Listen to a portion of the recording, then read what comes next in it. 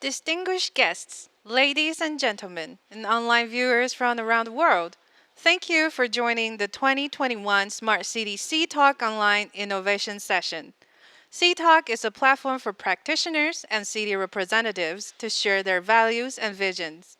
This year, our first CTalk session has brought a wide variety of smart city insights from leaders in Russia, the UK, Israel, and Vietnam.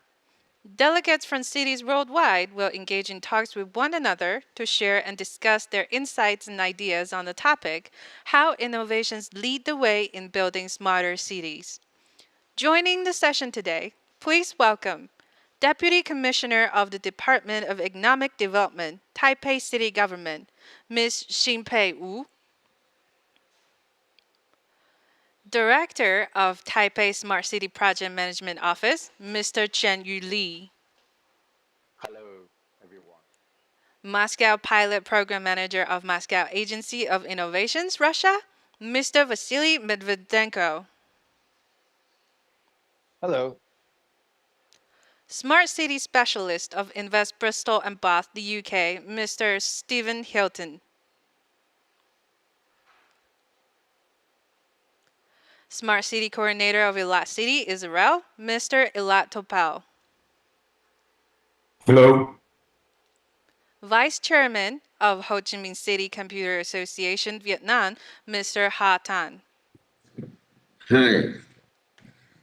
And please welcome our moderator for today, Distinguished Professor and Director, Center for Internet of Things Innovation, NTUSD, Mr. Shuyan Zhou. Hello.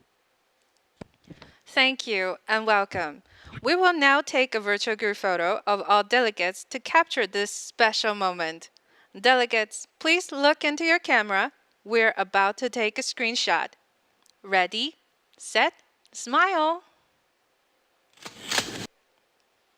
Next, please put up your right thumb and give us a thumbs up as we take another screenshot. Your right thumb, please. Thank you. Ready, set, smile. Thank you for joining the group photo shoot. And now, please let us invite our moderator for today, Mr. Shuoyan Zhou, Distinguished Professor and Director from Center for Internet of Things Innovation, to kickstart the session. Mr. Zhou, the floor is yours. Okay, thank you. First of all, I would like to welcome all of the speakers and participants for this session. Depending on where you are, good morning or good day to all of you. Before we start the presentation, I would like to start by providing a little bit of the background on the innovation for cities. There are a few key drivers for such development. For one, the fast growing of urbanization globally brought along multifaceted challenges for city dweller, from housing, transportation, health, environment to safety, and various other issues.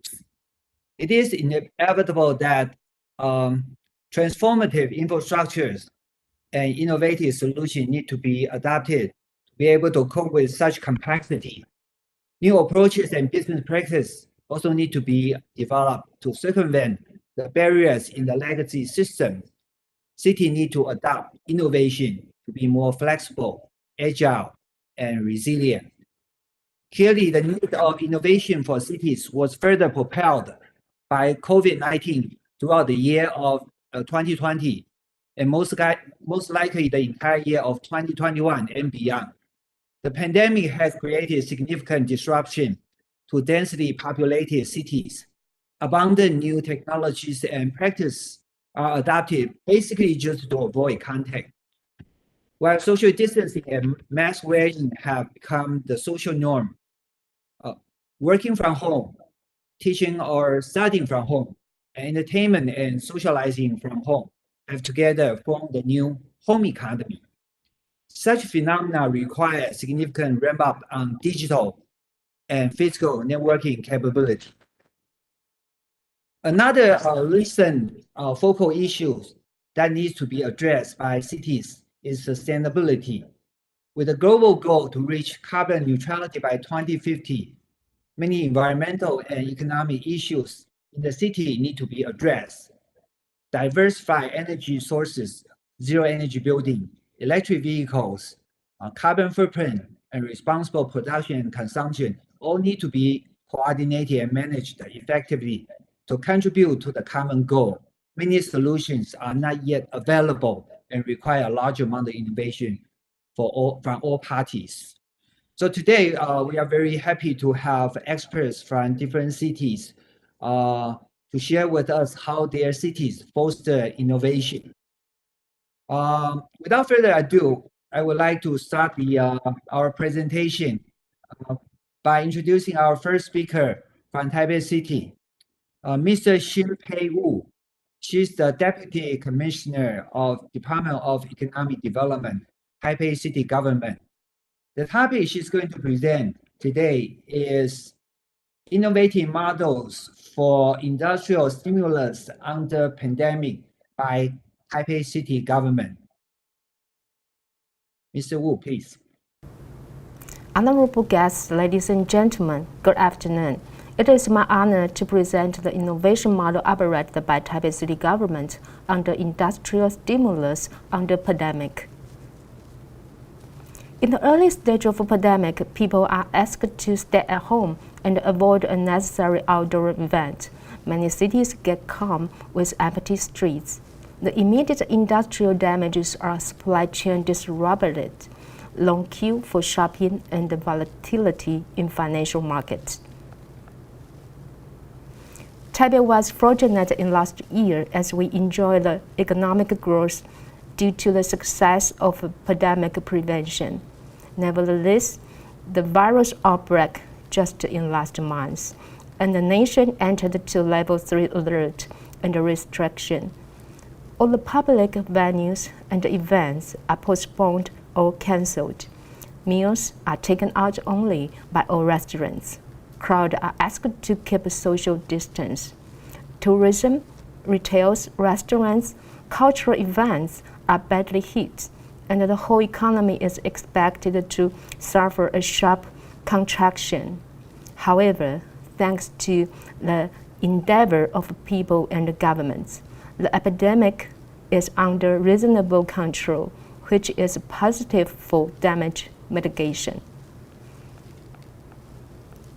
As we can see, the crisis, although challenge, is also a driven power for technology and business innovation, and the government should take new attitudes to reflect the challenges and trends. The technologies supporting distance economy mainly are emerging technologies, distance platform, and autonomous engineer. New technologies transform business models in wide fields, such as reduced contact services, stay-at-home economy, data security, and life well-being. The new normal business trends can be observed from 4 dimensions, which are cashless payment, working from home, distance learning, and real-time online sharing. The economy under pandemic has driven overwhelming digital transformation. Therefore, general public, government, and enterprises all have been pushed to adapt the new normal. Responding to the wave of digital transformation, the mission of government tends to satisfy citizens' needs and facilitate industrial upgrading. Firstly, government should fuel the digitalization of public services, provide the infrastructure for digital economy, and be the largest customer for these services. In addition, the facilitation and talents incubation are particularly important as this motivates traditional business to upgrade and enable a smooth process for transformation. The vision of industrial digital transformation in Taipei is user-centered, working towards a smart city with innovative governance. Three strategies are briefly as dynamic transformation, resilient adaptation, and hardware and cloud services. In order to react to the impact of a pandemic, mitigate the impacts, and search for new orientation, Taipei published the white paper of digital transformation earlier this year, in which Taipei City government builds its framework on one infrastructure, two coordination, and two developments. The white paper also issues 15 priority actions. I will elaborate on these items as below. The first three priority actions are the keys to forge digital ecosystem for future government, which include Taipei iPass, fifth generation network, and high coverage of Taipei free Wi-Fi. The second theme is talent incubation, which will influence government and the key competitiveness of enterprises' advantage. Through the public-private partnership, Taipei City government opens courses of online marketing and consumer community management to assist and train traders and enterprises for quick transformation. And we also initiate programs for encourage innovation and talents, such as a startup company, support talent cultivation, and etc. In addition, Taipei City government employs Taipei Performance Center as a base for occupation development, training, and verification, taking technology into theater management.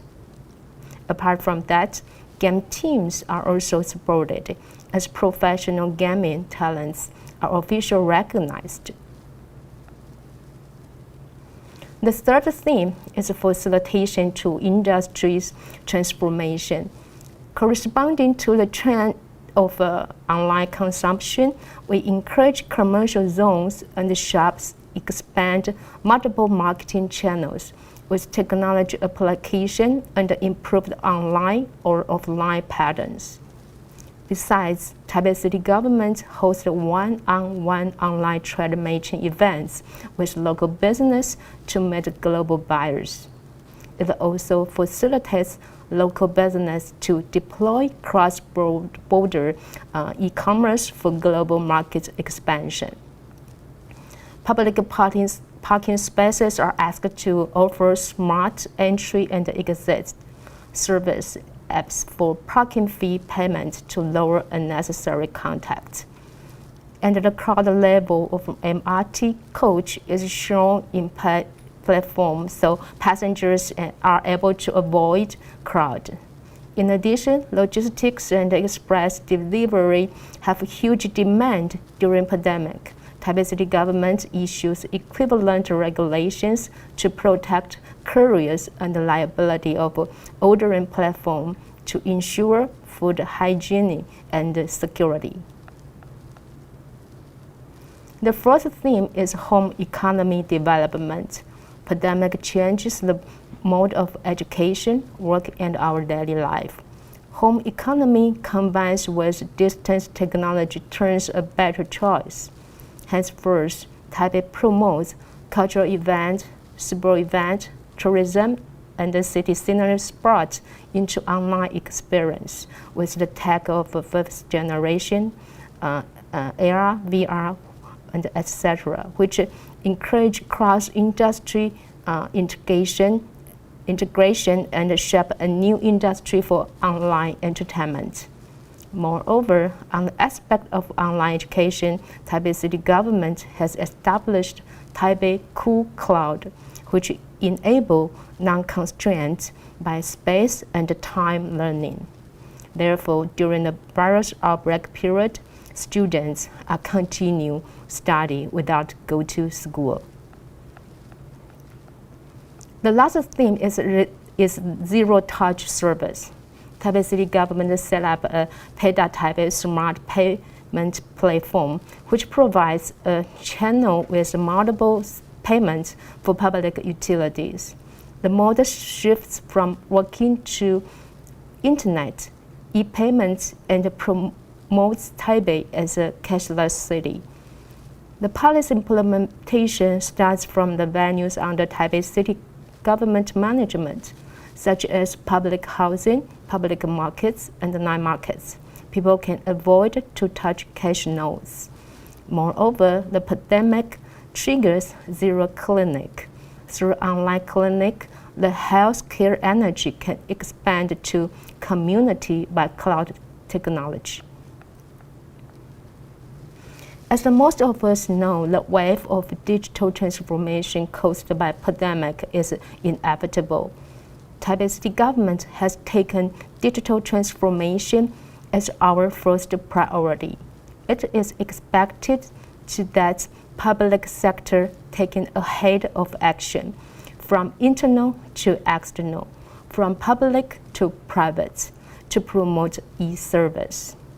We sincerely hope that pandemic ends in very short future and continue to work together with enterprises and citizens to welcome new normal, to substantially become a moving forward city. This is my presentation. Thank you for your attention. Thank you for the presentation. I think Ms. Wu has presented a very comprehensive work by Taipei City during the pandemic period. As you can see that although I think pandemic does created some disruption, but at the same time, I think it also helped to propel development of the and adoption of the new technology. I think one thing that Ms. Wu said is quite helpful. That is, I think pandemic also help us to restructure our way of living, so that I think we may find a balance between economic growth and also the sustainability. So we thank her for the presentation. Now I would like to introduce our second speaker, Dr. Chen Li. Dr. Li is the director of Taipei Smart City Project Management Office. He is also the Secretary General of Global Organization of Smart City. Dr. Li has worked many years with Institute for Information Industry and has been exposed to numerous central government projects, including Smart City Promotion Project, Cloud Computing Industry Project, UX Project, e-learning project, and so on. Dr. Li has also given numerous speeches, panels, and consultation to global events and cities, and is considered as one of the global experts that are capable of providing professional analysis and strategic advice services to both smart city and ICT industry development. Without further ado, let's welcome Dr. Li. Okay, thank you, Professor Zhou. Good afternoon and good day, everyone. My name is Chen Li. I'm the director of Taipei Smart City Office. Thank you for listening to my presentation today. And earlier that the Deputy Commissioner Mr. Wu has mentioned a lot of what Taipei do to deal with the COVID-19 pandemic. So in my part, actually, I will more focusing on the whole smart city project of Taipei. How to build up a new mechanism to helping the innovation can be applied in a city level. Next, please. So as we know that there's a lot of definition and a focus for the small cities, and we all agree that one of the major point is we try to make the city can be able to do lots of different innovation things, including to have a more close partnership with the private sector. Next, please. So we believe, according to today's topic, we believe that one of the major issue of the small cities, how exactly we can helping our city can be, able to work with the private sector, and they can bring lots of new idea, new solution that make the city even better. So what we do in Taipei is actually we start the office, smart city project office about 5 years ago. And in the past 5 years, we not only focus on giving the consultant to all different agencies, we also help to build up new mechanism to helping the private sector can work with the public sector. So about 4 years ago, we proposed the bottom-up POC that we designed a new mechanism that helping that every private sector can propose their idea and solution to the city or government and we call it a proof of concept project to do all kind of the tests related to the small cities. But we still figure out there's a lot of problem for the mechanism. So we started last year. Actually, we proposed another idea called the bottom-up POC. That means we not only receive the proposal from private sector, we also are helping every agency from the city government to clarify their need, their demand, and help them to match the suitable solution from the private sector. So, okay, next, please. Next slide, please. So actually, in the past 5 years, we do almost everything we can to helping Taipei become a very flexible city that can be able to do all kind of the possible event, possible solution, and projects. Next, please. So we started last year. We even built up a new virtual organization called it the 1+7. We ask eight of the we build up 8 of the different domain, and for each domain they will respond for the different agency, and for each of the working group. Mostly we will have lots of meeting, and we dig out our needs, and also we deliver our need to all the public private companies. So through our TPM or Taipei Project Management Office, and every year we have hold a 2 time of we call it a call for the solution from the private sectors. And also we still accept all kind of the solution via the bottom-up proof of concept project. Next, please. So in order to be able to adapt all kind of the possibility, we even break the traditional rules. In the past, we only can for the public sector, the only one thing we can do is we start a tender to buy to purchase a different of a smart solution from the private sector, but from those years, we start to have 3 different way to work with the private sector. We can start with a proof of concept project that doesn't concern anything about the budget, more like a partnership between the private and public. And after that, we also can do the very tiny pilot projects. That means for the government agency, if they have done a very nice proof of concept project and get a very nice result with the private sector, and they can start a very small scale tenders And also, of course, the scale up level that will, if everything goes well, then they will become a policy for the city government. Next, please. So that's some of the topic we collect from the different agency in the past 1 years. Next, please. So as you can see, if you want to build up a new mechanism, new system that can be able to adapt innovation and helping the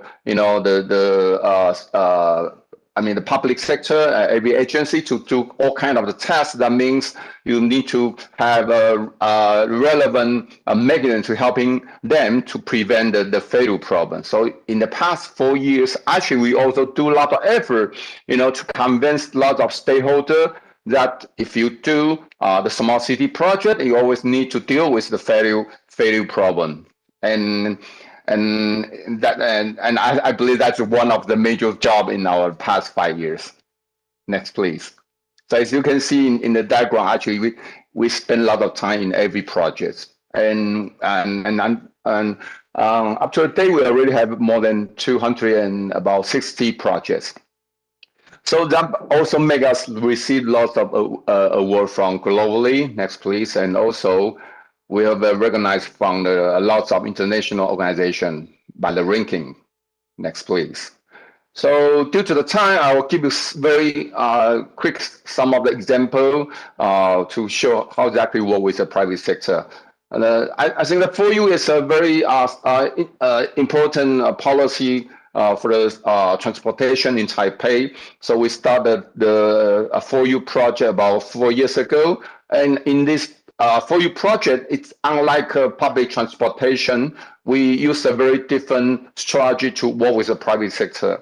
For example, for the bike sharing, for the motor sharing and for the car sharing and the parking sharing, we not give them the budget to buy their service. We work with them and we wish them to figure out their business model in order to sustain all the services. Because in Taipei, in the transportation, we have two levels. The first layer is we call it the public transportation. So that means for the government, we will be the first priority, and we spend almost all the resources on the public transportation. That also includes biking. But for the other solutions, we are very willing to work with the private sector, especially for the green and sharing solutions. So that's why we will help them to do the promotion, help them to help them to maintain the services, try to help them to deal with the legal problems and other things. But we will not give them budget to do that because they need to figure out their own business model.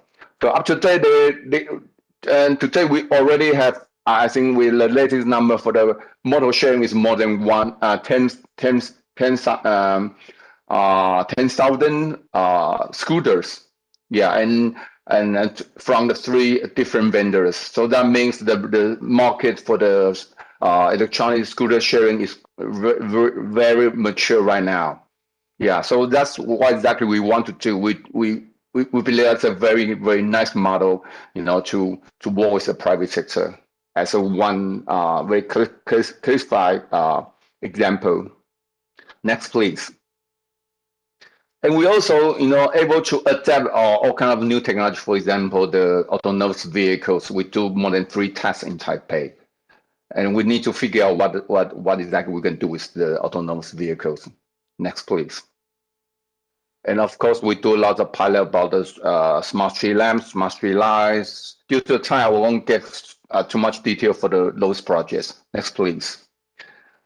And also, for this one is very typical case because for this case is one of the private sectors. They want to propose a new model for the waste management, and it actually conflict to our waste management policy. So we spend a lot of time and spend a lot of effort to test the solution and see what we can do. And we're still on test right now, but I believe that the result is quite well because the citizen thinks this kind of solution is very, very convenient and benefit to the citizens. Next, please. And also we have a lot of, project we work with foreign companies. This one is one of project we work with the French companies. So that means we also have the ability to work the staff who even, not based in Taiwan. Next, please. Next, yes. Okay, due to time, I will skip some of the case. Next, please. I will just, next, please. Okay, and that's how we do the the security, emergency security via the digital and the physical ways. Next, please. Okay, and I will spend some time to describe this project. This is how exactly we use the 5G. Everyone knows that 5G is a very a new technology, and lots of people are looking for the killing applications. It's one of the cases we think is very useful. Use the 5G solution, to install that AI robot to deliver and clean the environment of the hospital, and it's very useful, especially when the pandemic break out. So we still test the robot right now. That's what we use in 5G in our hospital. Next, please. And that's some of the solution we're using to deliver the mask to everyone. We use the real name system to combine with the vending machine. It's very important because those solutions, they only have very, very few time to build up and to deliver to all the place. So based on our system, our mechanism, we made it very easy to happen in very short time. For example, the mask vending machine, we only spend 1 month to deploy about 12 machine to Taipei City. Next, please. Okay, and that's one of the case we use the very new way. We use a digital fuel solution, to prevent the cluster infections. So, and also in a very short time. Yeah. Next, please. And I think that Mr. Huang already mentioned about the Taipei Pass, so I will skip some of the slides. Next, please. Okay, that's what we do to have everyone's ID and make sure that everyone can track everyone and help them to identify the and don't collect their data in city governments. Next, please. And also in Taipei, we do lots of effort to build up the data center. So we collect lots of data from all kind of the smart city solutions. So we have for example, we have lots of different dashboards. That's one of the solutions. We use the data to analyze the COVID-19 situations and help the mayor to making all kind of decision about the COVID-19. Next, please. Okay, so yeah, that I think that's time. Okay, next, please. I don't. Okay. Yes, next, please. Okay, I think that's my last slide. Due to the time, I'm sorry I don't have so much time to explain all the project to you. If you're interested with our project, feel free to download the slide on our official website, and feel free to talk to me after the meeting. And our ultimate goal, last please. Our ultimate goal is trying to build up a mechanism and make it better, that make the private sector can be very easy to work with public sector, and also make the city all kind of the smart solution can be very innovation and also sustainable. That's our ultimate goal. That's my presentation, and thank you for your listening. If you have any question and any comment, feel free to contact me. Thank you. Okay, thank you, Dr. Lee, for very enlightening talk on the various smart solutions developed by Taipei City. I'm just going to read from Dr. Lee's CV, he mentioned about the mission of Taipei Smart City Management, Taipei Smart City Project Management Office, the end of which is to implement an ecosystem to combine industry and government resources to develop smart solutions that can satisfy public demands. I think that's a very clear goal of the office. But at the same time, he mentioned that they really want to make the smart solution works. So they are trying every way to find out the mechanism that facilitate the development from pro concept all the way to implementation. And from the city government's perspective, it will help to deal with legal issues, policy issues. But from private industry, they need to find their own niche, find their financial model. The city will provide and help them for the implementation. However, they need to find a truly financially viable solution on their own. I think it's a very interesting structure, and hopefully that we can have time to listen to your presentation in the future. Thank you. Thank you again. Now let's move on to our next presentation by Dr. Vasily Medvedenko from Moscow, Russia. Dr. Medvedenko is the project manager on development and consulting of international innovation project at Moscow Agency of Innovation.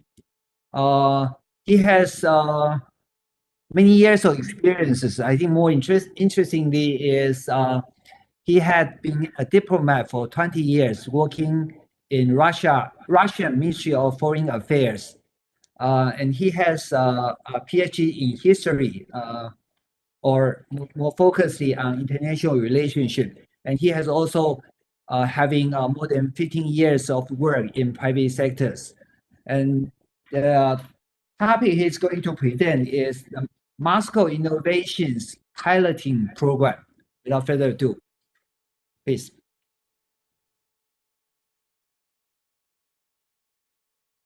Thank you. Thank you for the mentioning my diplomatic experience. And it's a good moment to mention it in some specific way. What do I mean? This situation, I mean the pandemic situation all over the world, is temporary one. And when I see in different international and Russian presentation, special measures, special innovations, far-reaching, far distancing for a long, long period, that make me think about something like space war, or at minimum about Cold War. It's temporary situation. Life not only show of innovations, but life must go on.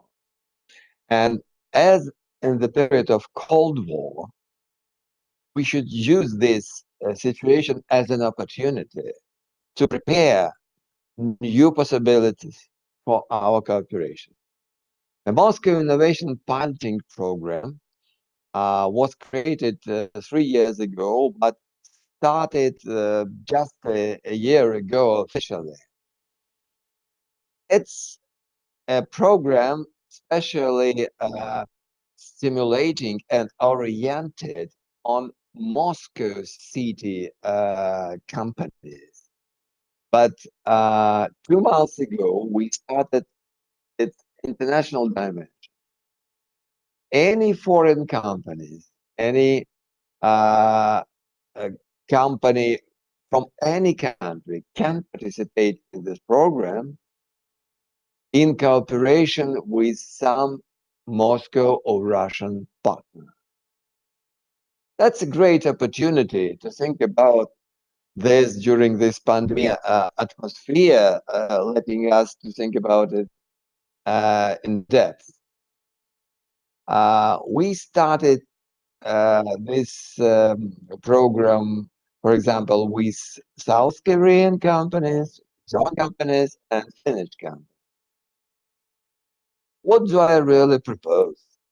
I propose for Type A companies, together with us, to organize something like pitch session for Type A companies, proposing their innovation that could be very useful on Moscow market. Why Moscow? Well, it's evident because Moscow is the crossroad of all huge federal Russian Federation. Next slide, please.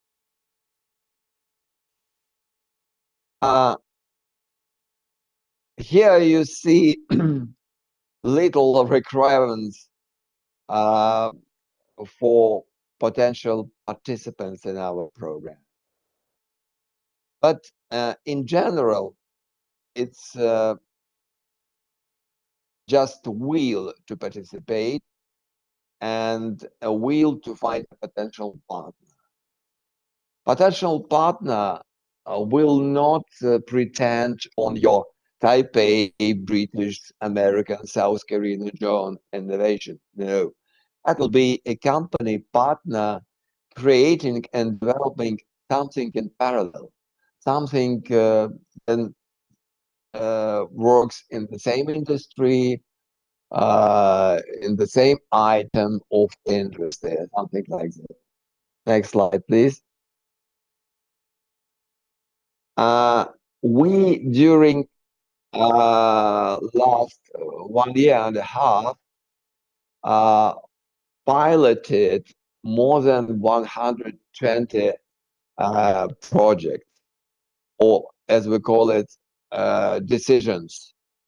We call decisions ready to use innovations, independently in which sphere.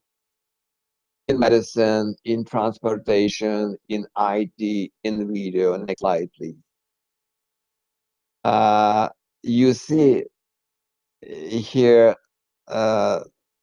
one mentioning of different spheres, different industries which are covered nowadays by our piloting program. But this list of industries can be spread anywhere. Next slide, please. So it's algorithms. The algorithms of the piloting project is very simple. It's like a triangle. The company which has innovation. Second is the company which is ready to test this innovation.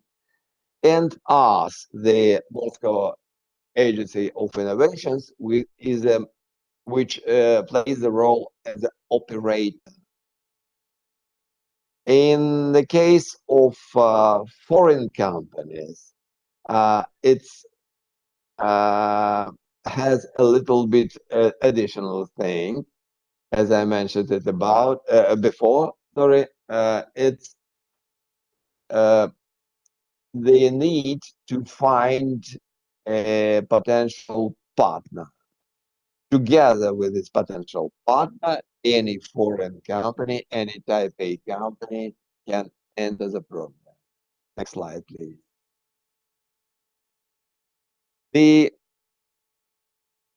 examples of requests from city, state, vital society services mentioned here, just to show that the level of potential usage of this innovation can be very, very scaled. We coordinate cooperation with all levels companies, starting with little business companies until great companies like Gazprom, Transneft, Rosneft, etc. Slide, please. So welcome to this program. Welcome to our piloting projects. We just started. We are trying to sophisticate the algorithms of working together, and we'll be very thankful to you for your proposals, for your ideas how to develop this international dimension of the Moscow piloting program, and how to make it more productive, more far-seeing. And I would like to repeat, we calculate the perspectives of the program on the understanding that pandemic period is temporary one, and we should use this time to concentrate in our offices, in our homes, on preparation for developing our cooperation after the end of pandemic as pandemic. Next slide, please.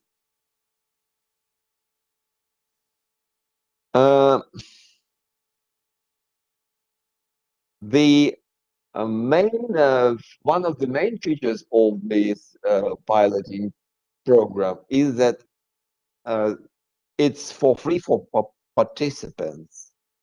No participant pay anything for participating in the program. The company innovator, it prepares all necessary things for piloting, for demonstrating, for testing its innovation in one of Moscow company. That's all. Next slide, please.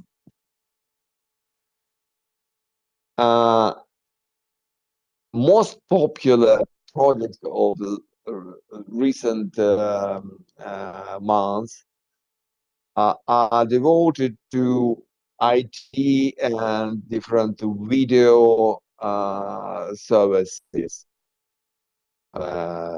in taxi services, in house security services, etc.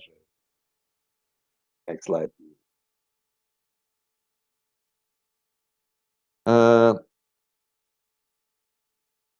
We believe that this new international approach of this Moscow piloting program will give us new, simplified, and sophisticated tools for international cooperation in the innovation sphere in principle. Next slide, please. We think that we should use the possibilities of organizations like yours, the organizers of today's conference, because it's much more simpler, from our point of view, to cooperate directly, to start any project, to cooperate directly from organization to organization. We should be responsible for infrastructure of all these algorithms of contacting between companies. Play our roles as the operators of the whole innovation, not to direct it, but to organize and to present most favorite possibilities. Next slide, please. And next. And next. And just examples. Next, please. Yes, that all the slide shows the widespread of technologies, of industries, of directions that could be very demanded on Moscow. It is on Russian federal market. Next slide, please. So join the Moscow Innovation Pilot Program. It's very simple to start. Just write me a simple letter that your or companies you are dealing with on permanent basis are interested in introducing the innovation discussion. First of all, Moscow market.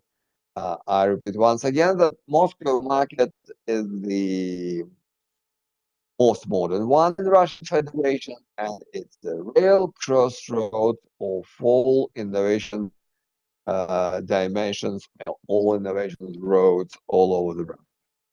Thank you for your attention. Your question, please.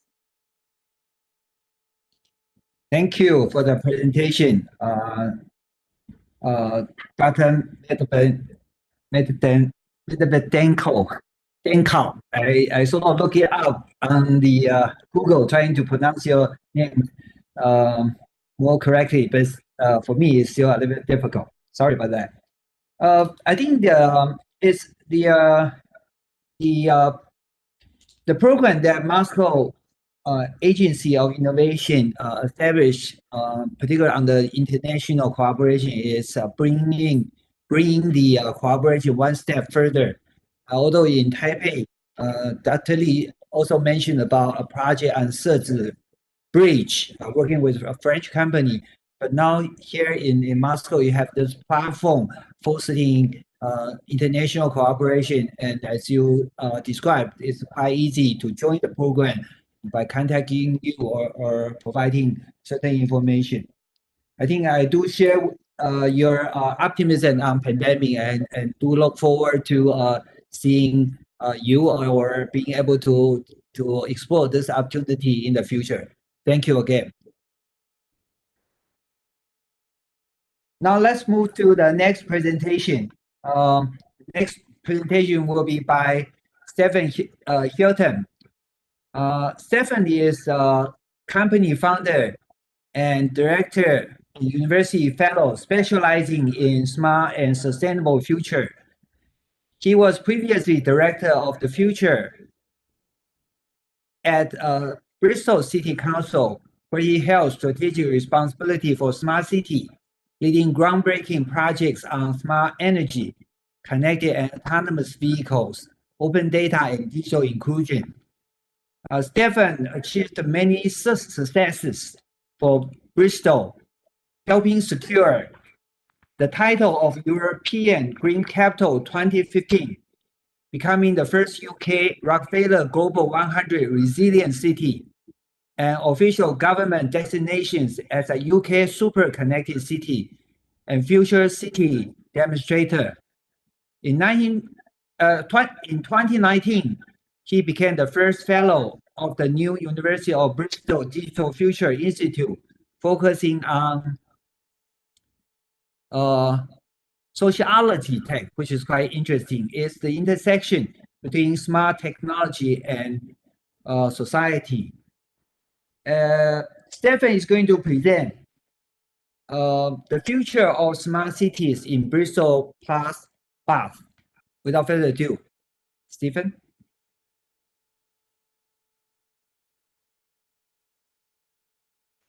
Thank you. So as you've heard, a number of roles. I run my own company called City Global Futures, which focuses on smart and sustainable cities. And I also am an advisor to the West of England and to invest in Bristol and Bath. We have a long association with Taiwan and Taipei.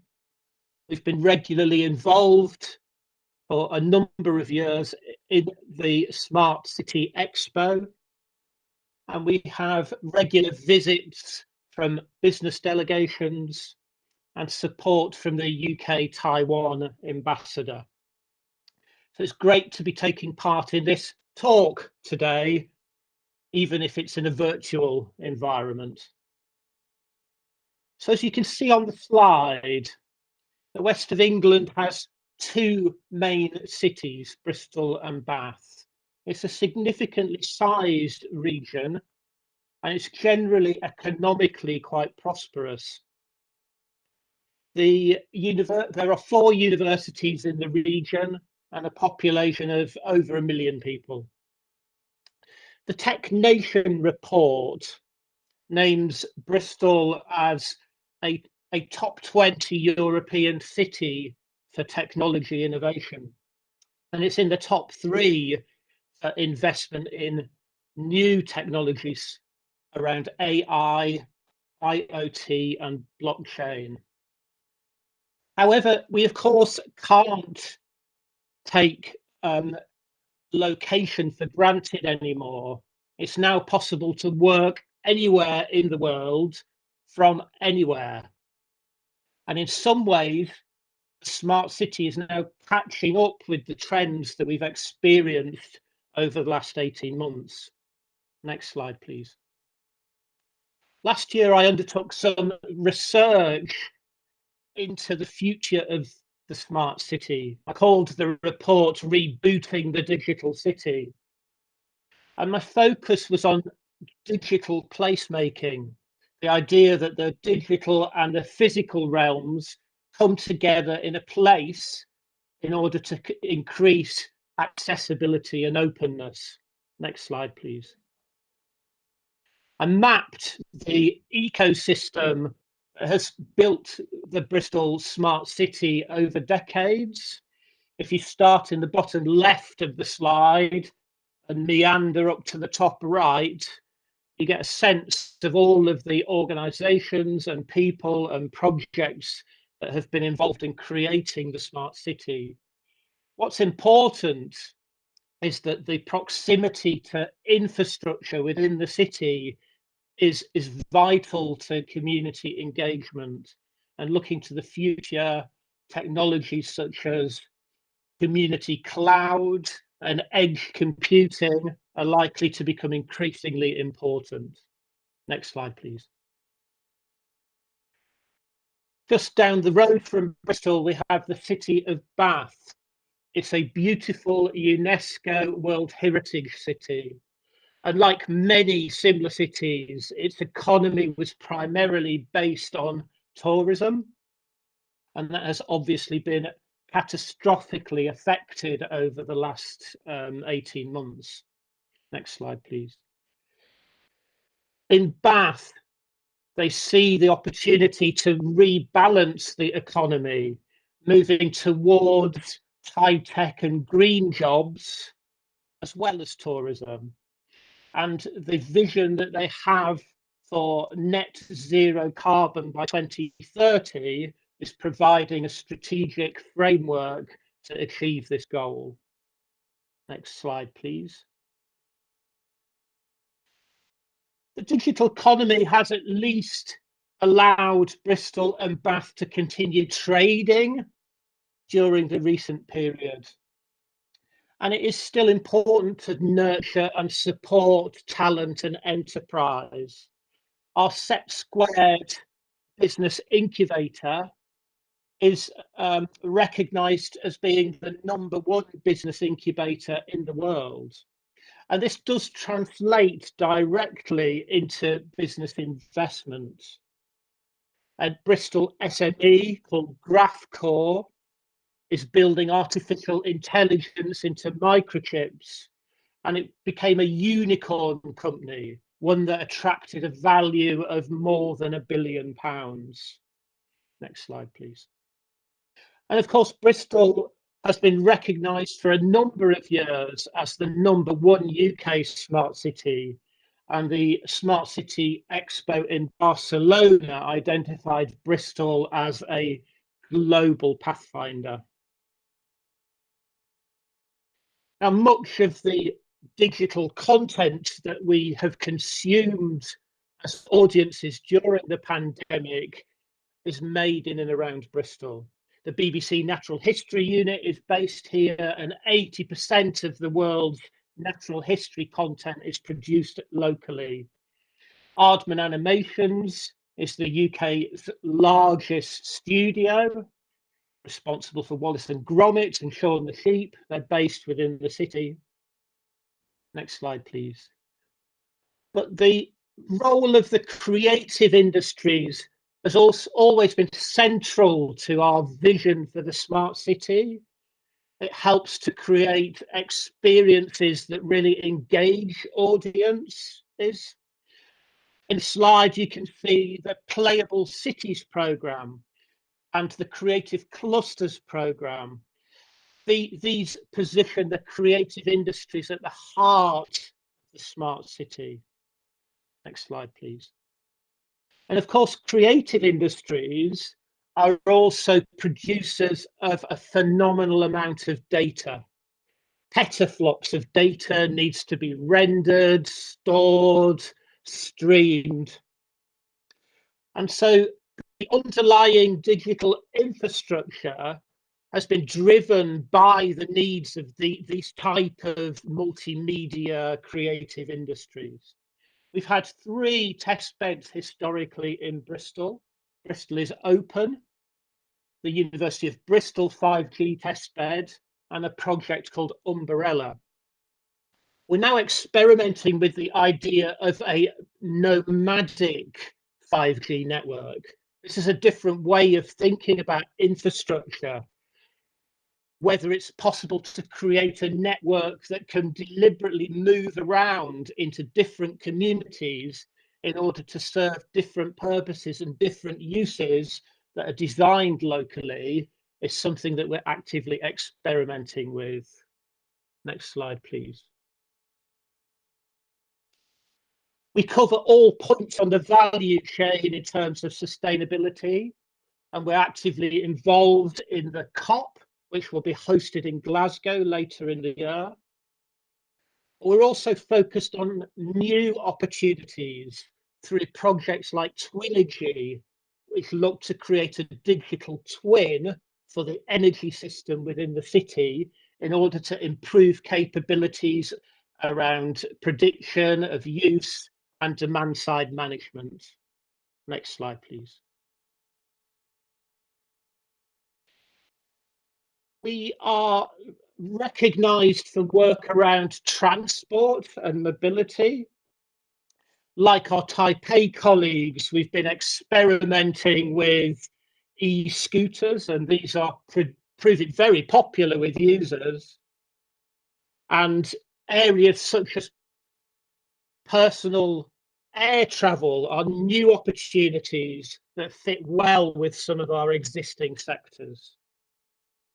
Next slide, please. It's all about also about moving goods and services, and logistics is a big opportunity for Bristol. Next slide, please. And through our 5G logistics program, we're experimenting with networks that are designed to improve traffic flow, but also the ability to monitor goods and services whilst they're in transit. And next slide, please. So finally, we look to the trends, and we haven't discussed cyber security, which is increasingly an issue that needs to be addressed in order to give people confidence in the smart city. And we also need to recognise that it's no longer acceptable to leave people behind. So issues of inclusion in the smart city and making sure everybody can benefit are vital.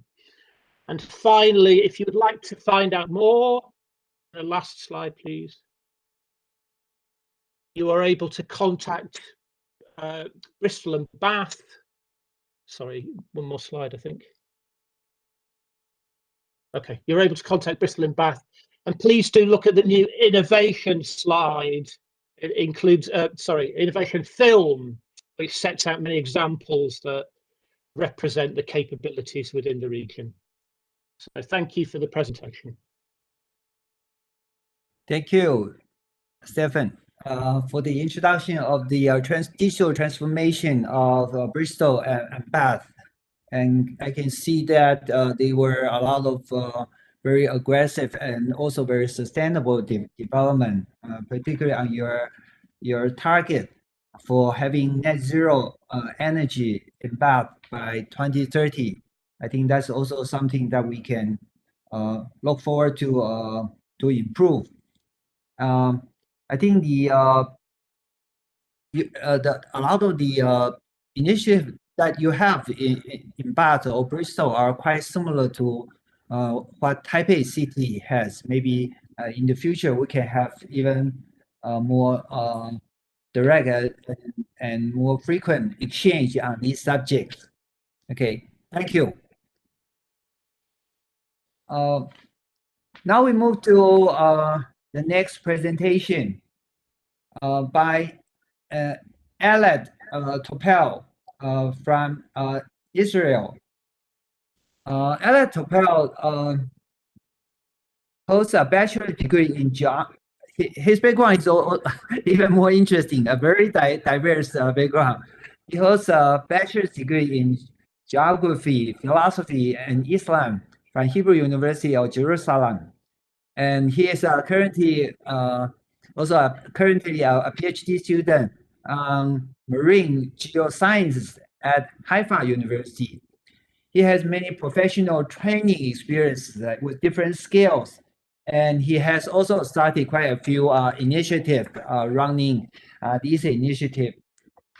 His current employment and volunteer position also has quite a few. I think among them, he's managing Horizon 2020 project in ELA and ELO, I'm not sure, for renewable energy and electrical engineering.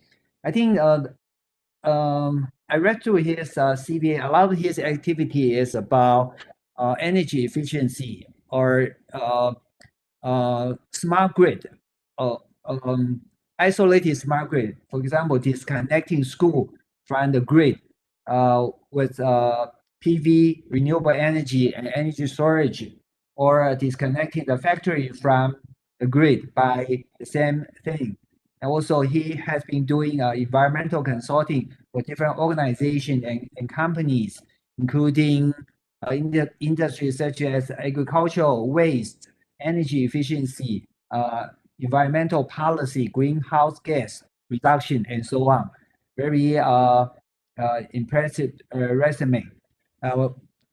Today he's going to introduce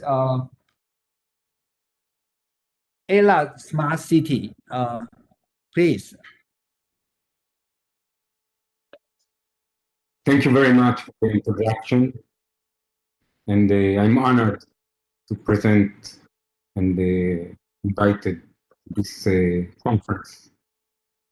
ELA City has been working on various projects throughout the years, and I will give you examples of what we are doing, more specifically about the energy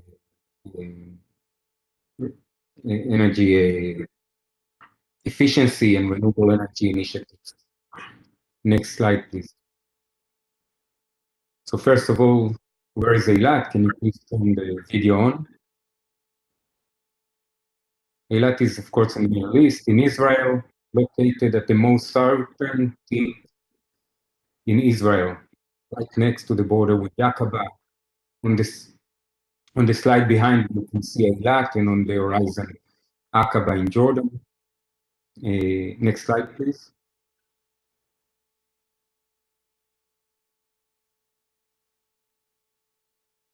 Eilat is a medium small city in Israel, has 65,000 residents.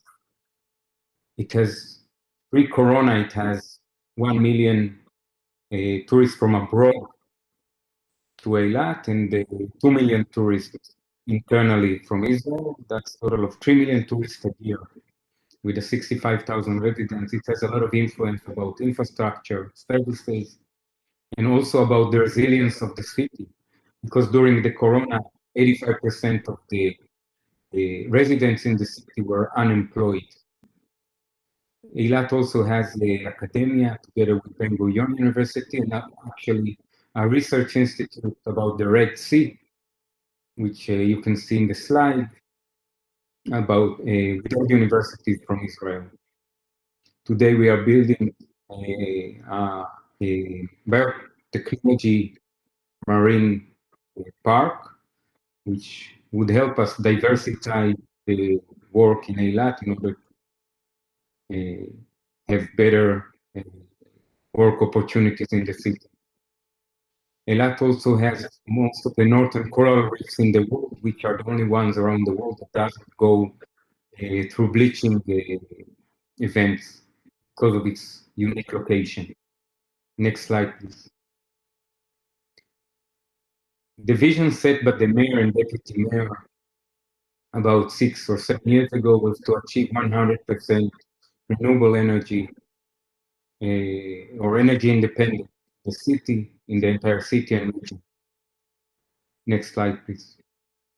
But why to do that? Why to achieve 100% or energy independence? 100% rely on PV or renewable energy. One thing is that in 2050, Israel is expected to have 20 million residents. Today we are at about 8. That means a lot of load on the infrastructure, electricity, sewage, waste, water. All the heavy infrastructure will have to support this kind of population. Israel is a total 22,000 square kilometers. It's a very small country. It's very dense and crowded. So cities and the country needs to get ready for what lies ahead. The COVID-19 gave us a glimpse, and a very mellow one, of what might be happening in the future when we look at climate change, about a more serious epidemics.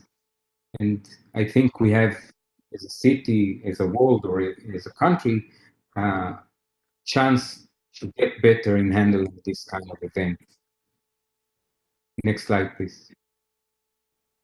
When looking also to the future in terms of climate change, Eilat is one of the places in the world that is expected to become uninhabitable.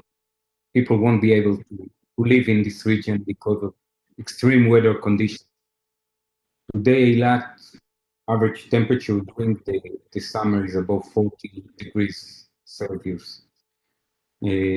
So in order to maintain the quality of life in the city, maintaining tourism, reducing costs, and improving the quality of the infrastructure, we need to prepare what comes and lies ahead. And that, in that term, we look on energy as one of the relative advantages that the city has in the region to reduce the emission and by creating a more an ecosystem of renewable energy, we also create more jobs and job opportunities and positive immigration to the city. So that's also just work together with the vision of 100 and what we see that lies ahead in terms of our challenges. Next slide, please. Today, Latin its region produces more than 70% of its energy daily used by renewable energy, mainly PV photovoltaic systems on roofs and on fields around the city. Next slide, please. We also deal a lot with energy efficiency. We created the efficiency of more than 30% by changing, of course, to smart lighting systems, internal and external. We reduce air condition usage, which is the main consumer in the city. We install 5 megawatt inside the city roofs, and we're working today on net zero schools. I will elaborate about this in the next slides. Next slide, please. We also work on households and residents to implement and to help them reduce their living cost by reducing energy usage and installing solar panels. Next slide, please. Eilat participated in 6 Horizon 2020 projects, and I will elaborate on them in the next slides. Next, please. One is called RISPAC, which is dealing with the ability of the community be ready for catastrophes, mainly earthquakes. Eilat lies situated on the Syrian African Rift Valley, which is susceptible for earthquakes, and we are getting ready for the next one. The next project is Procure, which is taking the old airport terminal in the city and creating the new innovation off-grid innovation center in the city. Leonardo works on micromobility and mass assimilation of micromobility in the city, such as scooters and the other modes of small transportation methods. This again, in view of the future and the amount of vehicles on the road with traffic jams and the lack of infrastructure, it is expected that more and more people will move into micromobility. And this has to be managed in order to be able to create a good transportation modes of to move from one place to the other. ENI CBC MED, the Berlin project, takes schools in the city and install PV storage systems and management systems in order to create higher resiliency, energy resiliency, and to be able to disconnect the schools from the network. These schools also serve as resilient, community resilient centers that in time of need, in high extreme weather, or during other catastrophes, it will serve as a place for the community to be able to have internet, cooling, food, and other resources that we lack during extreme weather or during catastrophes. NewsGrid deals about the potential of taking the entire region of the city off grid and creating a macro grid. Project O deals with the effluents in the city and better ways to treat wastewater. Green Neighborhood is a project that already finished in 2017, and we took a whole neighborhood approach for energy efficiency. And through this project, actually, we learned a lot and managed to from that project to grow to the entire city for mass project or big project in energy efficiency. Next slide, please. Specifically about Procure, these last few slides. Procure is a project together with Istanbul, Barcelona, Valence, Eilat, Nuremberg, and Villanova, that in each place it takes either a school or an office building, and through pre-commercial technologies, it disconnects them from the grid or develop the ability to disconnect them from the grid with 100% renewable energy. The project has 7.68 million euros for our new R&D services for these buildings, and we're looking for offers from around the world to join and to offer their technologies or management capabilities. Next, please. There will be a buyer group that we all the pilots together will choose.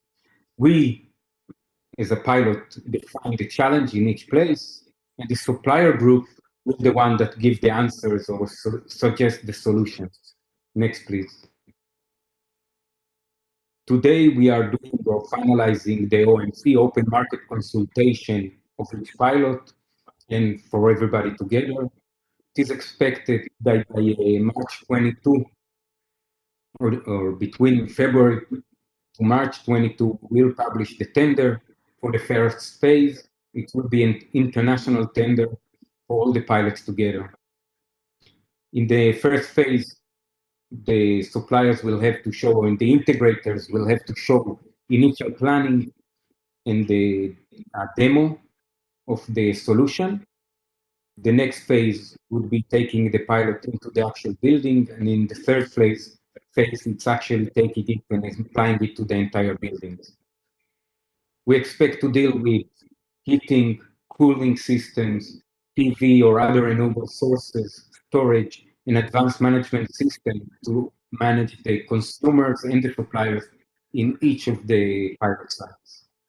Next slide, please. So as I mentioned, this is a timeline. You can download it later and look at the details of the presentation. The OMC phase would finish in September 21. Next slide, please. This is Eilat City and the terminal that is located near the airport. You can see that the old airport separated the tourist area on the lower part of the picture to the residential area on the upper side of the picture. This airport was evacuated, a new one was built outside the city, and now we're creating, we have a lot of land to create new things for the benefit of tourism and residents in the city. Next slide, please. This is part of what is expected to be in this area. Part of it would be a park with different attractions, with the off-grid innovation center also as part of the park. In the middle part of there would be a residential, commercial, and tourism area, and the northern part of the old airport would be a logistics center.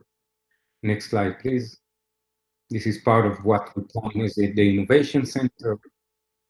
Next slide, please. Next. Thank you very much. I'll be happy if you'll download and apply for the Procure project. Thank you.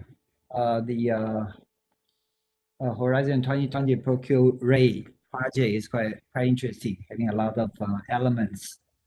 And I think the development of Eilat City also shows that I think smaller places does have its advantage. When you find the right niche that you can focus, then the solution, the effectiveness of the solution could be even more impressive. Having like 100% of renewable energy supporting this energy independence on the main grid is really very interesting. Hope that in the future we can also learn more from your further development. Okay, thank you. So now we move to the last presentation by Mr. Hassan from Ho Chi Minh City, Vietnam. Mr. Hassan is currently the vice chairman of Ho Chi Minh City Computer Association. He, in fact, studied pure mathematics for his undergraduate degree and worked as a teacher for his first job. Then he started to design software, setting up a company, assembling and building the first PC and network in Vietnam. And also later he founded Viet Computing Corporation since 1994. After 15 years working in state sector, he has also quite a few popular software system still available in the market in Vietnam, including Vietnamese natural language processing, ERP system, education for K-12 and higher education suite, and hospital information system.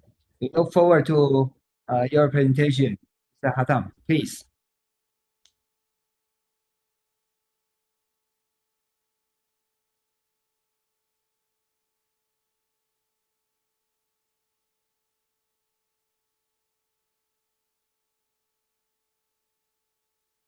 Hello.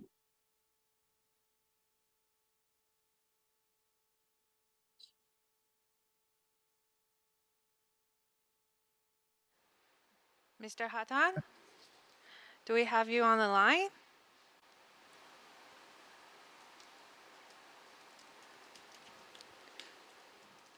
Hello? Sorry, we might be having a little bit difficulty connecting with our last speaker.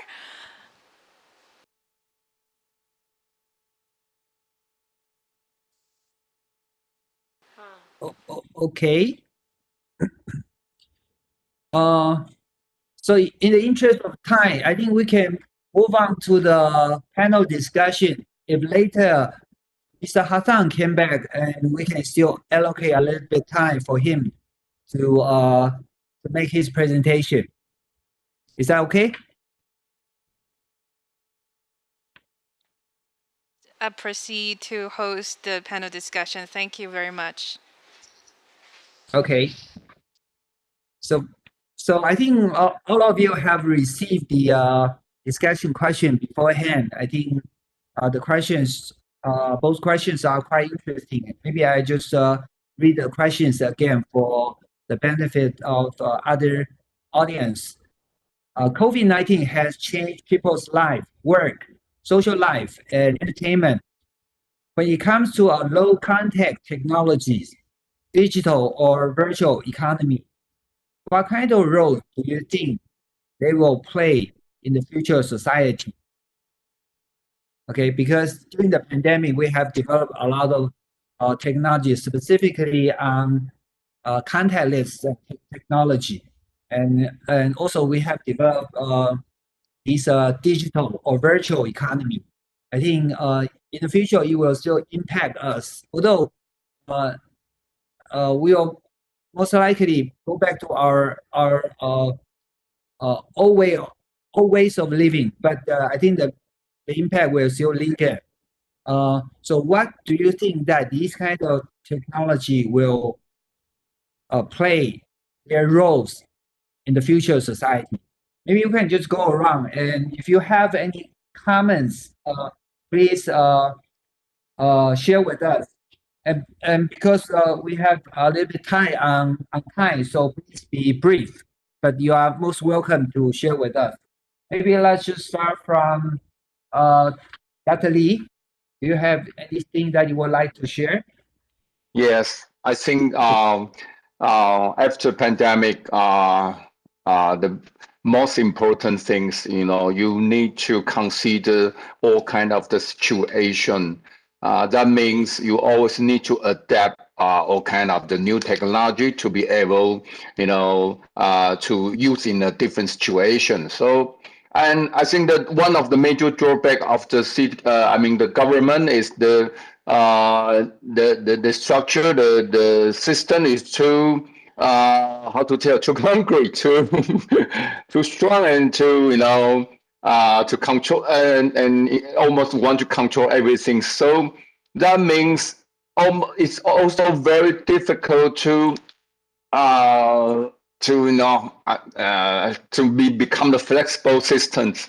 So I think that the first thing is always need to consider about the new technology, and also need to design a new system that can be able to adapt all kind of solution in a very very short times. That's my personal opinion. Thank you. Thank you. Indeed, I think most of the city have already adapted quickly to the situation, and in the future, this kind of capability should probably remain. Dr. Medvedenko,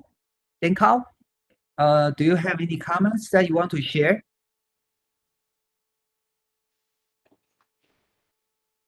Yeah, thank you. I think that pandemic period showed to us that we should be very attentive with classic forms of education, of medicine, of sales. We should take care. We should create more and more tools of deep education, deep medicine. But as we called nowadays it, offline.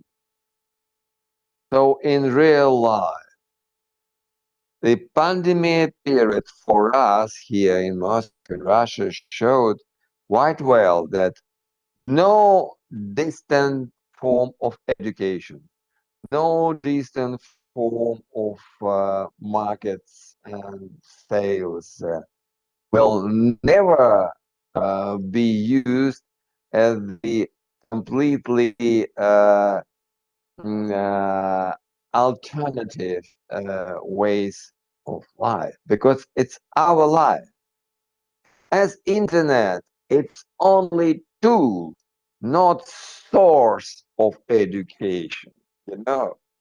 And all distant forms of connections are only tools in these dire straits, in these specific conditions, not more. All higher schools, all universities in Moscow are suffering with all these terrible forms of decent education, because the quality of education is becoming lower and lower and lower. And it's evident. I don't see any specific future with distant form of information, education, sales, and etc. Only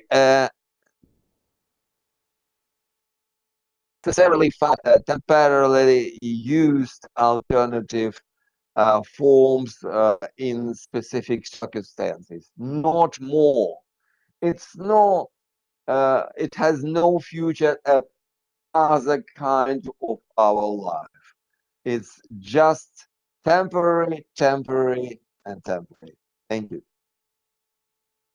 Thank you for your reminders. I think as a professor, I do share your finding. It's quite difficult for us to, ensure the quality of the education.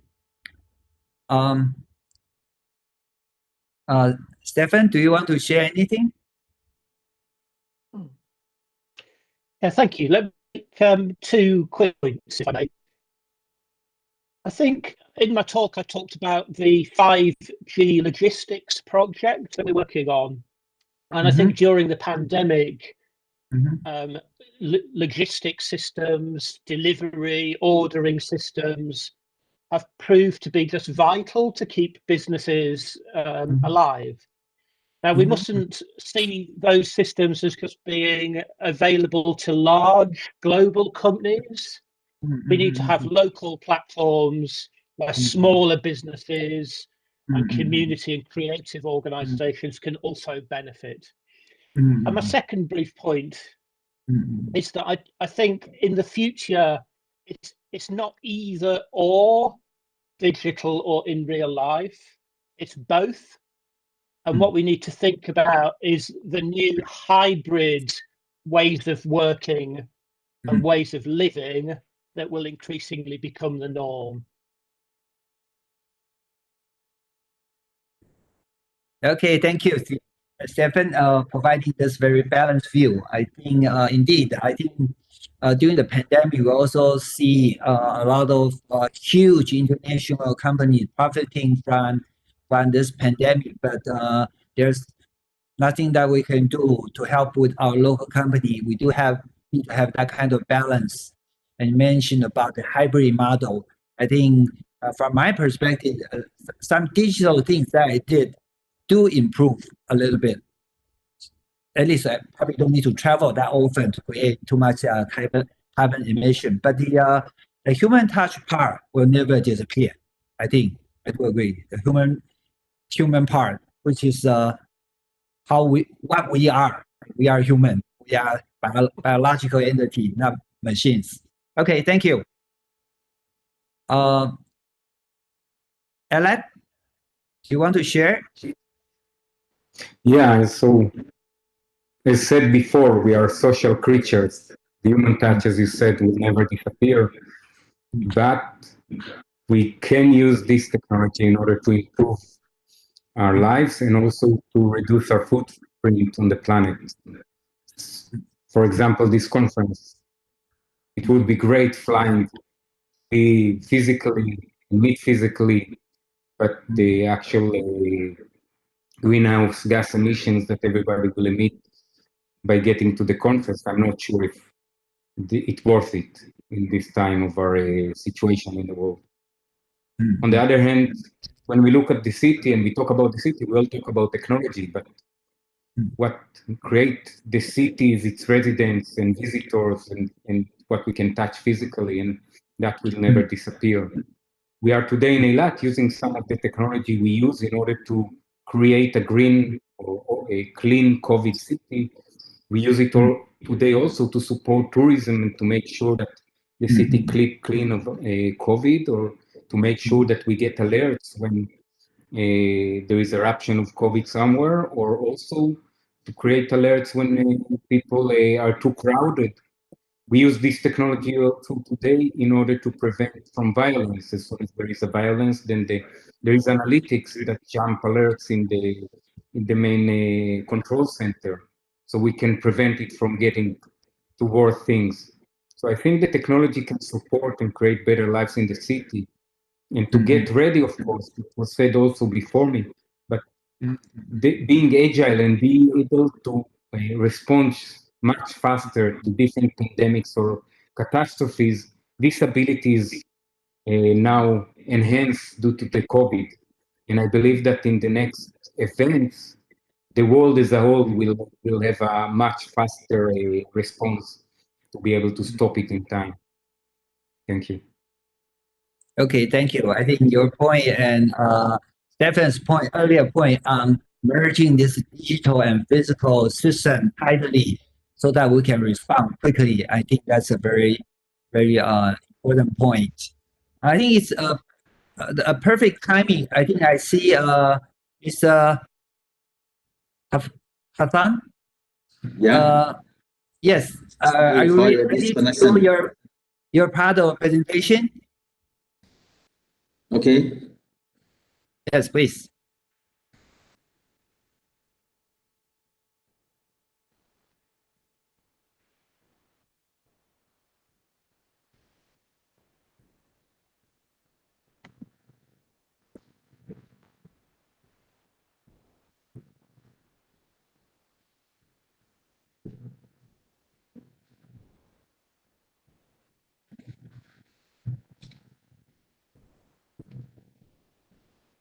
Okay.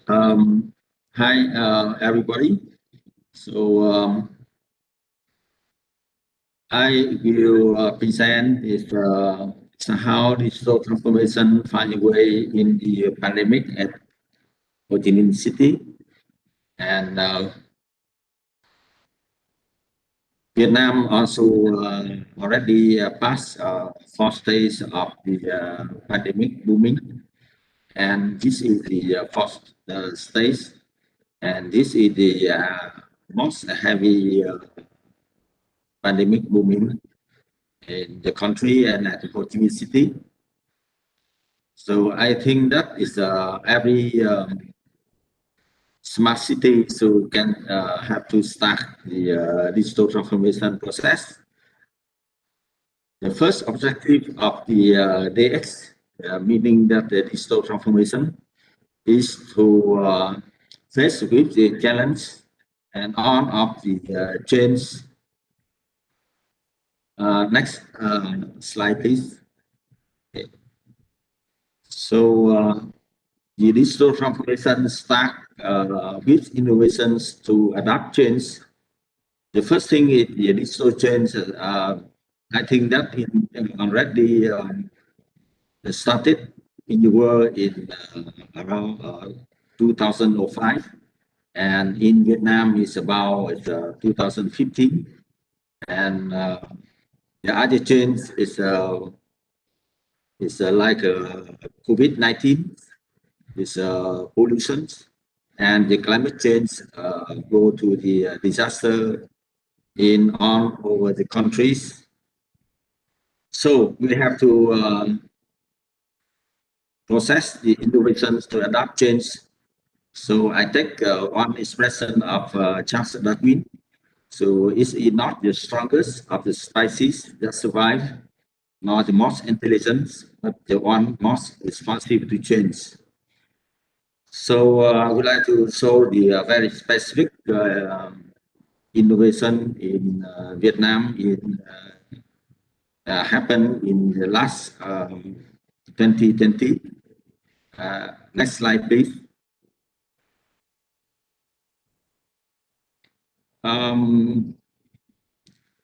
We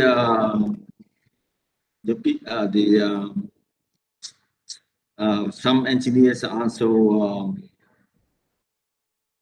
build the automated machine distributing rice. That because the rice ATMs. This is a low contact text to assure 2 meters distancing when distribute rice. This first thing is the people come to the ATM rice machine to get the exact quantity of rice, and this they also combine some rice ATM also combine the face recognition to control the rice rations, because if the people also cannot get the quantity of rice in very short time. So for example, each time you can also get around 2 kgs of rice, and in 2 or 3 days. So if they come back in that time, so can be rejected. And thousands of rice also distributed by this way, and millions of the poor people in the in Ho Chi Minh City or the country also get the benefit from this rice ATM. Next slide, please. And I would like to show some innovations in the private sectors. For the digital transformation at the small, medium-sized companies, especially at the very extra small SMB. So now this in Vietnam, we have about 1 million of SMB and extra small SMB. So now they start the digital transformation process by getting the software as a service procurement, for example, for e-office, for human resource management, for customer management, for accounting apps. They can go to the SaaS site and to procure the apps very easily, and the payment process also very easily and also quite automated. And this pricing of every apps is a very low cost, so nearly fit to nearly all of the extra small SMB. So by this way, so 100,000 of SMB can go into the digital transformation process is quite easily, and even the big companies, they also can get the SaaS system rather than to deploy on premises like before. And we don't have the kind of consultant come on site to the customer place to do the consulting and also to do the implementations on premise for the customer. And now is in the pandemic stage, the online delivery apps also very popular. You know that is every the supermarkets, omni-channels, they have a store, physical store, and also they have web store. But in the pandemic stage, the web store is more popular, more useful than the physical store. This and one of the popular jobs for young guys now is a shipper for online orders. The people come to the web store and place the orders, and then the shipper can get the orders and ship to the customer side. And together with online delivery, so we have online payments. It's a more cashless transactions. People is getting use of the online payments. That they can use the cards or can use the wallet to pay the orders and some in the last 2 years, more than 400 fintech companies also come out to offer so many payment apps and also the financial transaction for the new affordable, easy, more secure online transaction for the more than 90 million people in Vietnam. Another innovation is the I take the good products associations. So they have about 1,000 members, and they provide the products through the online exhibitions, and they use like a 3D modeling for good products to sell the products, and also the site can provide the 3D modeling and also sell these products through online in the country and also internationally. Next slide, please. Beside the private sector and the government also have a lot of support for the startup communities, like training, the training topics like quality and productivity tools, like business modeling, and all of the trainings are free of charge. And the government also uses their budget to build the trading platforms. Like in Vietnam, we have the like a techport.vn, so that you can go and see and buy the products of the startup. And also they provide the technical information platform through the SMB, like stinet.gov.vn. That's also these two sites very useful for the startup communities.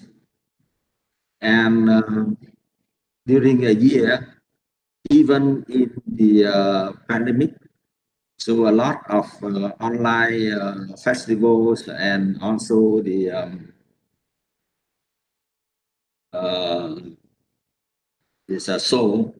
online shows. For example, the Success AI for VN, the SAI 2020, to sell the AI and IoT solutions through the SME, and this they also organize the SMB conference and shows for specific areas like innovations in the construction areas. And also the startup incubator in Ho Chi Minh City with the starting fund from the government and also fund from other big private companies. They call the C-Hub.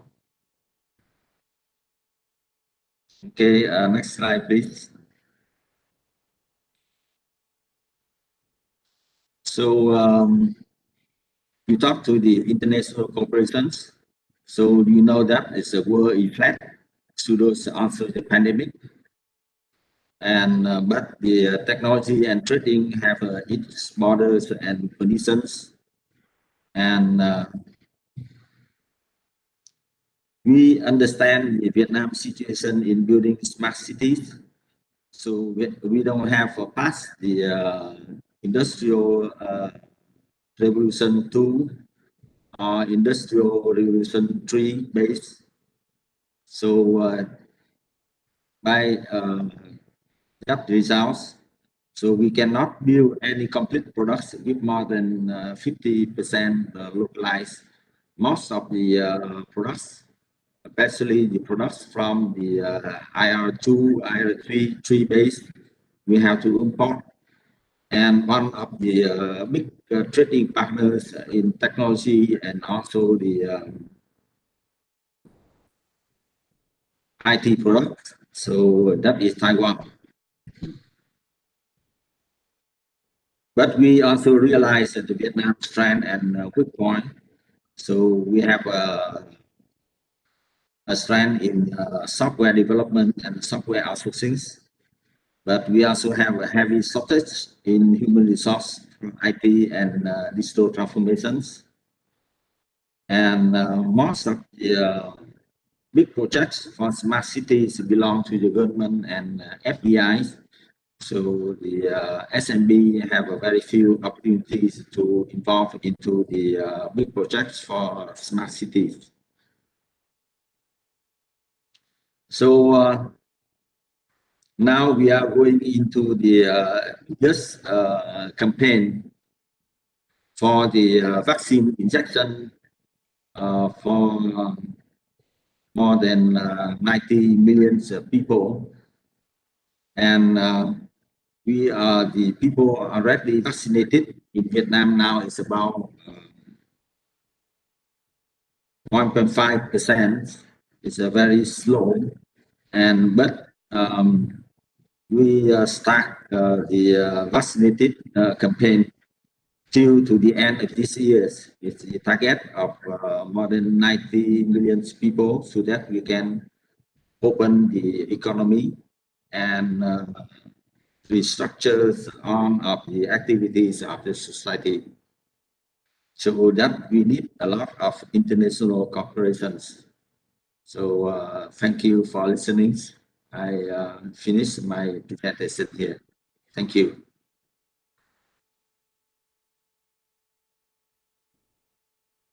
Okay, thank you, ATM. I hope that both of us can have vaccine ATM in the near future.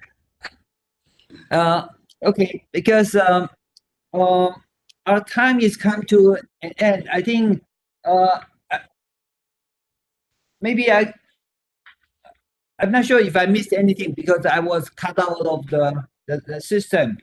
Dr. Lee, did you want to say anything on the question 2? No, I think I'm very glad to join this event, and thank you for everyone. Okay. Anybody still want to make some comments on question 2?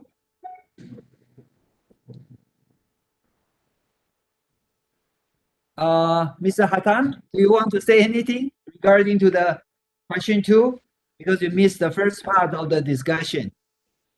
Yeah, I feel that is your presentations and very useful, and I learned a lot from your experience. Okay.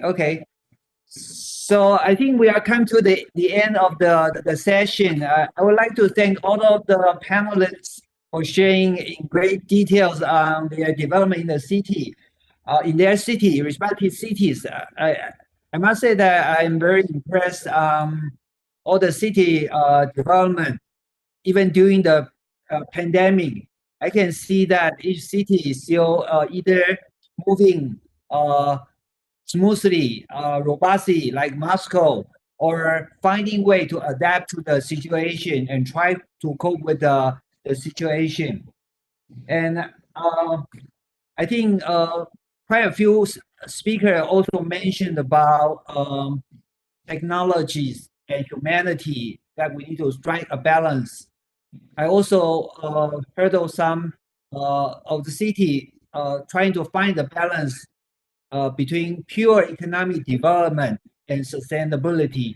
I think during this pandemic, we have encountered a lot of problems, which also help us to examine our own system, whether or not there are points that we want to enhance and there are issues that we need to address in the future, so that if we have another pandemic, we can cope with the problem more properly. Again, thank you very much for all the insightful presentation. I look forward to a future opportunity to in exchange with you. I do go to UK quite often. And I haven't been to Israel. Sorry, I haven't been to Moscow either. I have been to Vietnam many times. So I'll yield the microphone back to the MC. Thank you so much, Mr. Joe, for moderating the session and the discussion as well. And our deepest appreciation goes to all the delegates for joining us in today's CTalk session. A friendly reminder that at the same time tomorrow, we'll be live streaming our second CTalk session on e-governance and the topic of Drive the Future Agenda with New Urban Management. Once again, thank you all for participating in CTalk Online this year. We hope to see you again soon. Thank you, everybody. Thank you. Thank you. Thank you very much. Bye-bye. Thank Thank you. you. Bye. Bye-bye. Bye-bye. Bye-bye. Bye.